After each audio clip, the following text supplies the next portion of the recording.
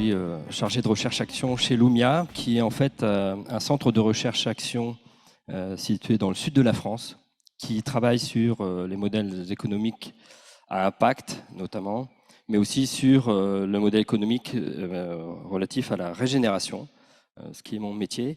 Ce centre de recherche a également en fait adossé à ce centre de recherche une école et un centre de formation pour les dirigeants et les managers.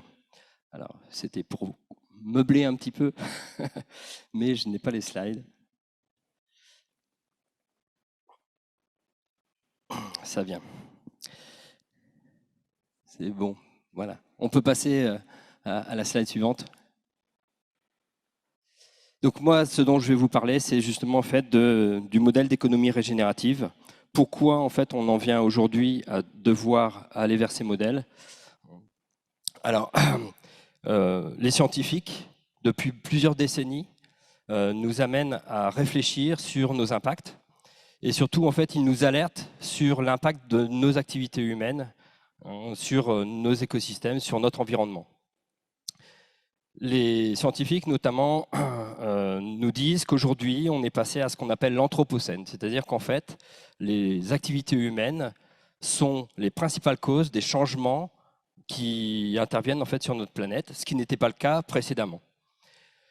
Et si on regarde en fait sur des échelles de temps passées un peu plus longues, on s'aperçoit que à l'échelle de la planète, il y a eu des grandes variations de température notamment. Donc on a vécu des ères glaciaires, on a vécu des ères beaucoup plus chaudes, même plus 12, 14 degrés par rapport à aujourd'hui. Et dans le même temps, dans les 10 000 dernières années, on a connu une température qui s'est stabilisée et qui a permis en fait le foisonnement de la vie sur Terre et notamment en fait voilà l'avènement de notre humanité. Tout ça est lié à des boucles de rétroaction. Ces boucles de rétroaction, elles sont négatives. C'est elles qui ont permis en fait de stabiliser en fait nos écosystèmes. Aujourd'hui, on assiste à des boucles de rétroaction positives et ces boucles de rétroaction positives, elles nous entraînent soit dans des explosions, vous voyez en fait des évolutions exponentielles, soit à des effondrements. Et les scientifiques, notamment en fait les scientifiques du Stockholm Research Center, ont identifié que cet équilibre à l'échelle de la planète était lié à 9 processus. Ces 9 processus, vous les retrouvez là en haut à gauche. Il y a notamment le changement climatique, donc ça vous en avez déjà entendu parler, mais on retrouve l'acidification des océans, les cycles biogéochimiques, notamment de l'azote et du phosphore, on retrouve la biodiversité. Tous ces éléments font que les chercheurs ont trouvé en fait les seuils pour lesquels il y a une transformation en fait de notre environnement. C'est-à-dire les seuils que l'humanité ne devrait pas dépasser pour pouvoir rester avec des écosystèmes équilibrés. Le pendant a été fait au niveau en fait des principes sociaux. Vous avez sûrement déjà entendu parler des ODD, des objectifs de développement durable en fait, qui ont été proposés par l'ONU, 17 objectifs, dont 12 objectifs sociaux. Vous les retrouvez ici à droite. Alors ces objectifs, en fait, ils sont de divers ordres. Il y a des objectifs qui concernent simplement les besoins humains, la nourriture, l'eau, etc. Il y a des objectifs qui vont concerner plutôt l'épanouissement, l'éducation par exemple. D'autres qui vont concerner la reconnaissance sociale, avoir un emploi, disposer de revenus. Et puis d'autres qui vont plutôt sur des sujets comme l'égalité homme-femme ou la justice sociale. On peut passer à la slide suivante, s'il vous plaît. Alors, il y a une économiste britannique, Kate Raworth, qui a défini ce que pourrait être pour l'humanité un espace sûr et juste. Et elle a défini en fait ce qu'elle appelle l'économie du donut, parce qu'en fait, cet espace sûr et juste se situe entre le plafond environnemental et le plancher social. Vous en avez peut-être déjà entendu parler, mais c'est si on ne dépasse pas les limites planétaires et si on permet aux populations de bénéficier des besoins en fait, fondamentaux, eh bien, on est dans cet espace sûr et juste. Bien sûr, toute la population mondiale ne bénéficie pas de cela. Et puis, comme vous l'avez vu précédemment, vous avez vu qu'on a dépassé les seuils pour aujourd'hui 6 des 9 processus, donc limites planétaires, sur lesquels en fait on recherche cet équilibre. Donc aujourd'hui, on a dépassé très largement en fait les seuils. Et donc, il faut essayer de trouver les solutions qui vont permettre à la fois de revenir vers ces seuils et puis aussi de répondre en fait aux besoins humains. On peut passer à la slide suivante. Alors, qu'est-ce que cela veut dire en fait pour l'entreprise et pour les modèles économiques? Aujourd'hui, beaucoup d'entreprises s'engagent avec de vrais engagements pour réduire notamment leur impact, et notamment leur impact environnemental, mais notamment leur impact sur le changement climatique. Elles engagent des plans d'action assez conséquents et elles visent souvent en fait la neutralité carbone à horizon 2030, 2040, 2050. Aujourd'hui, elles sont donc en fait sur la première partie de la courbe, c'est-à-dire qu'en fait elles viennent réduire l'impact environnemental jusqu'à un endroit qui s'appelle en fait le seuil incompressible. C'est-à-dire à un moment donné, on ne peut plus réduire les émissions de gaz à effet de serre. J'ai besoin de transport pour transporter ma matière première ou pour transporter mes produits pour les envoyer chez mon client. Et ça, en fait, c'est quelque chose qu'aujourd'hui, on ne sait pas faire en fait, sans émettre de gaz à effet de serre. Donc ça, c'est un point. Quand elles arrivent en fait, à ce seuil d'incompressibilité, ce qu'elles font en général, c'est qu'elles compensent leurs émissions de gaz à effet de serre. Elles vont donner de l'argent pour faire des projets de stockage, par exemple, de carbone ou d'énergie renouvelable, etc.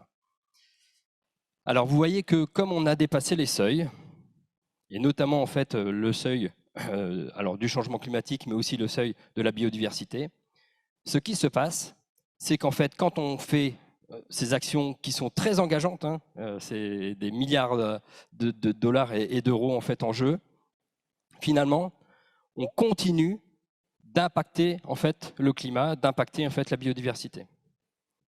Ce faisant, en fait, on s'éloigne toujours plus du seuil vers lequel on doit revenir.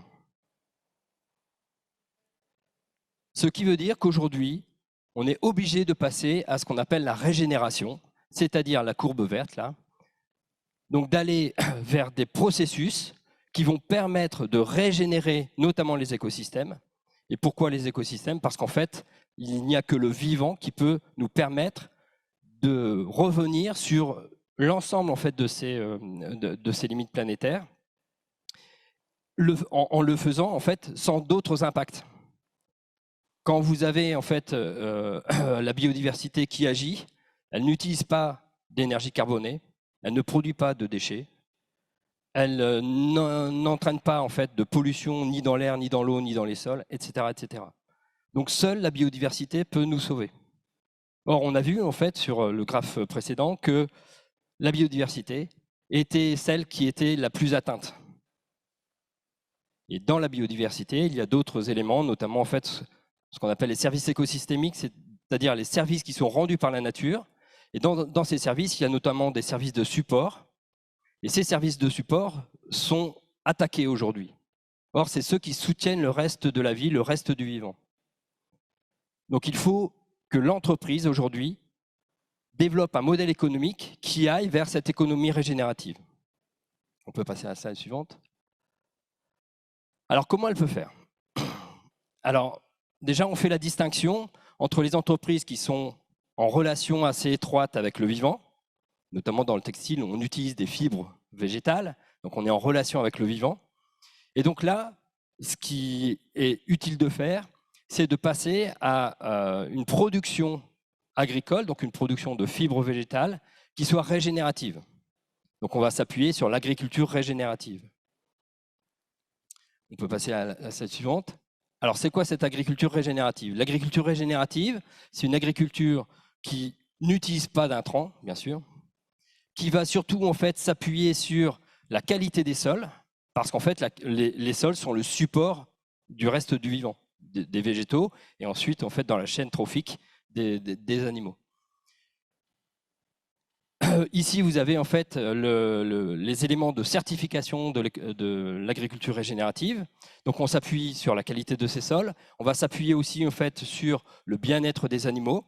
Et puis, on n'oublie pas la partie sociale, c'est-à-dire que l'économie régénérative, c'est une économie qui doit fournir des impacts positifs nets socio-écologiques. Donc pas simplement en fait en matière d'environnement, mais aussi en matière sociale. Et donc là, on vous propose en fait des éléments sur l'équité sociale. C'est des droits minimaux, mais qui ne sont pas assurés partout en fait sur notre planète. On peut passer à la slide suivante. Alors, on peut encore aller un petit peu plus loin. Il y a certaines entreprises qui utilisent des problématiques locales en matière de biodiversité. Ici, vous avez notamment en fait une entreprise qui est située au Bénin, qui travaille sur la jacinthe d'eau. La jacinthe d'eau, c'est une plante envahissante qui empêche en fait les populations d'accéder notamment en fait à la pêche. Ce que vous voyez en fait sur cette photo, hein, voilà, la jacinthe d'eau a quasiment occupé tout l'espace. Et donc, cette entreprise a décidé de faire de cette problématique une opportunité. Donc, elle demande à des collecteurs d'arracher en fait cette jacinthe d'eau. Et elle s'est aperçue en fait que cette jacinthe d'eau peut finalement prendre l'équivalent de 12 fois en fait son poids en hydrocarbures. Donc elle transforme en fait la jacinthe d'eau, elle la sèche, elle en fait une poudre qu'elle met en fait dans des éléments qui permettent en fait aux industries, notamment en fait du pétrole, etc., d'utiliser ces produits pour récupérer en fait le pétrole qui peut souiller des sols, la mer, etc., des lacs. Voilà. Donc en fait, on dit qu'elle fait une régénération au carré, cette entreprise, puisqu'elle régénère un écosystème local qui est impacté par la jacinthe d'eau, et ensuite, elle va régénérer d'autres écosystèmes qui vont être souillés par des produits pétroliers. On peut passer à la slide suivante. Alors, pour les entreprises qui ne sont pas proches du vivant, comment elles peuvent faire? Une première solution, c'est de s'appuyer sur les biotechnologies ou le biomimétisme. Je crois qu'on en parlera aujourd'hui, donc je ne vais pas développer trop ce sujet-là. On peut peut-être passer à la slide suivante directement.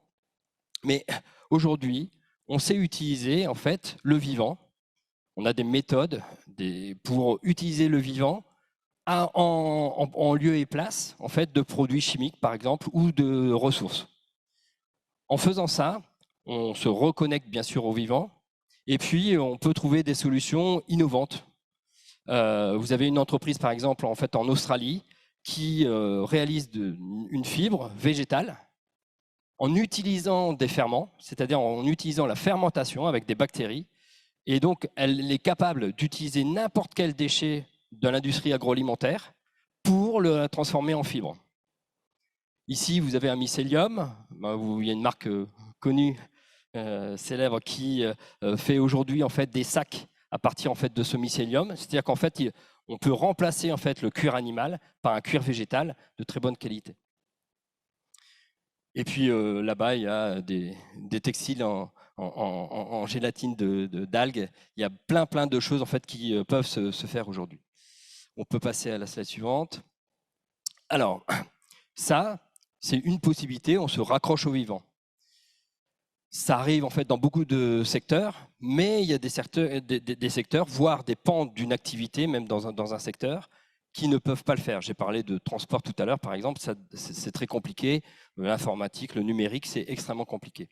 Donc comment, en fait, ces entreprises peuvent quand même aller vers le régénératif? Dans ce cas-là, il y a deux solutions. La première solution, et la plus simple, c'est de se raccrocher à un écosystème d'acteurs qui eux-mêmes sont en lien avec le vivant.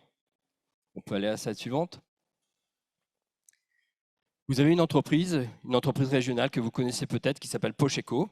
Comme vous le voyez sur cette photo, eh bien, en fait, elle utilise le vivant pour beaucoup de choses. On voit bien en fait que cette entreprise utilise des toitures végétalisées, des façades végétalisées, elle a désimperméabilisé ses parkings, etc. Donc en fait, le végétal est présent de façon très importante en fait dans cette entreprise. Et cette entreprise, à un moment donné, utilisait des encres qui avaient un impact en fait sur l'eau. Et donc, elle était obligée en fait d'avoir des principes physico-chimiques pour traiter son eau. Emmanuel Druon, le PDG, a souhaité voir s'il était possible d'utiliser de la phytoépuration, c'est-à-dire d'utiliser le végétal et donc de transformer en fait cette activité de traitement de l'eau avec le vivant. Pour ça, il a dû changer les encres. Il est passé en fait d'une encre chimique à une encre végétale, et il a pu en fait intégrer un système de filtration avec des bambous. Ce faisant, parce que ça a très bien fonctionné, les bambous ont grandi en fait de façon très importante, et donc ils ont dû les couper et ils se sont retrouvés avec une biomasse très importante. Cette biomasse, ils ont trouvé un acteur local, une menuiserie qui est à 3 km de l'usine, qui a pu les transformer en granulés. En ayant fait ça, eh bien en fait, ils ont pu transformer leur chaudière au gaz naturel, faire une chaudière à biomasse et l'utiliser pour l'ensemble de leur process. Ils se sont complètement déconnectés du gaz naturel. Vous voyez, à partir en fait d'un élément, je viens en fait modifier un processus physico-chimique par un processus biologique, et bien en fait, j'ai aussi les moyens de me déconnecter de l'énergie fossile. Donc ça, c'est un moyen, et ils ont pu le faire parce qu'en fait, ils ont trouvé un acteur local dans leur écosystème, enfin en tout cas, ils l'ont intégré dans leur écosystème, qui a pu faire cette transformation. On peut passer à la slide suivante. Alors, comme je l'ai dit, en fait, toutes les activités ne permettent pas d'avoir un impact sur le vivant, ou en tout cas d'utiliser le vivant. Et vous avez ici, en fait, voilà, une entreprise qui s'appelle Guayaki, qui fait de la production et de la transformation de maté. Et cette entreprise, eh bien, quand on regarde sur l'ensemble de sa chaîne de valeur, on s'aperçoit en fait qu'elle est positive nette en matière de gaz à effet de serre. Aussi en matière de biodiversité, parce qu'en fait, au lieu de produire en plein champ du maté, ce qu'elle fait, c'est qu'elle produit de façon plus traditionnelle le maté en fait sous canopée. Donc ils sont implantés au Brésil, enfin, c'est une société américaine qui produit au Brésil. Donc en fait, ils produisent ce maté sous les arbres. Donc ils ont reforesté certaines zones et ils produisent ce maté qui est de meilleure qualité, qui a de meilleures qualités notamment en fait, pour la santé. Bien sûr, en fait, pour faire ça, ils ne sont pas seuls. Et donc, en fait, ils font vivre plus de 1000 familles autochtones. Ils ont engagé en fait, des programmes de formation pour les jeunes. Ils utilisent pardon, c'est pas le bon terme. Ils ont employé en fait, des personnes qui sont passées en fait, par la prison. Et aujourd'hui, en fait, c'est une entreprise qui est assez florissante. Voilà, et qui fonctionne très très bien. Donc, ce qu'on regarde en fait, ce sont les impacts positifs nets, c'est-à-dire qu'en fait, on ne s'arrête pas en fait aux transports qui eux vont être forcément émetteurs de gaz à effet de serre, mais on regarde sur toute la chaîne en fait si cet impact est réellement positif, et on le fait sur la partie environnementale et on le fait sur la partie sociale. On peut passer à la slide suivante. J'ai dépassé un peu. Mais j'en termine. Donc nous, notre objectif, c'est de regarder comment on intègre en fait ces dimensions dans le modèle économique. Aujourd'hui, il n'y a pas de référentiel pour l'économie régénérative. Ça n'existe pas. Donc chez Lumia, on a une étude en cours, une étude internationale en cours. On regarde en fait ce qui se fait à l'échelle planétaire. On a identifié en fait des entreprises qui se sont engagées. Et puis, on est en train de définir avec des entreprises, c'est pour ça que ça s'appelle de la recherche-action. On travaille avec une vingtaine d'entreprises pour tester en fait le mode d'emploi qui permettrait aux entreprises de transformer leur modèle économique actuel vers ce modèle régénératif. Et souvent, c'est vrai qu'on a tendance à penser que le modèle économique se résume à l'offre, c'est-à-dire ici la création de valeur, et à la monétisation de la valeur. Or, le modèle économique, ça n'est pas que ça. Et ça commence d'abord par ce qu'on appelle le socle institutionnel et notamment la raison d'être. Et donc, nous travaillons avec les entreprises pour les aider à formuler la raison d'être régénérative. Et à partir de cette raison d'être régénérative, qui est, on va dire, l'ADN de l'entreprise et un outil de pilotage pour nous, eh bien, en fait, on les amène à travailler chaque point en fait, du modèle économique.